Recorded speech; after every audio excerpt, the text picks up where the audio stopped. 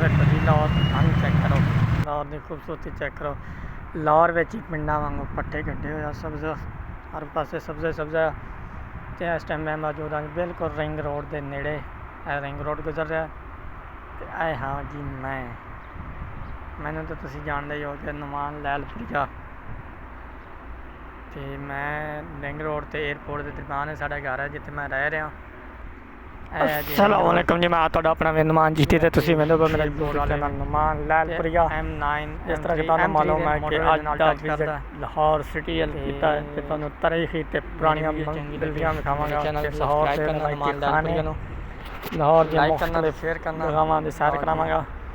असां जा रहे हैं जी बस। मैं इस टाइम मौजूद हाँ जी बस विच न्याजी एक्सप्रैस ते अगे वेखण मेरे नाल ही। वीडियो चंगी लगे तो मेरे चैनल को सब्सक्राइब करना। इंशाल्लाह मैं तुहानू लाहौर दे नुमान लैलपुरिया खिलावांगा, लाहौर दे रवायती खाने खिलावांगा, लाहौर दी मुकम्मल सैर करावांगा।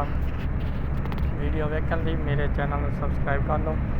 कल दी वीडियो बहुत ही इंटरेस्टिंग होने वाली है तो बहुत ही चंगी वीडियो आएगी।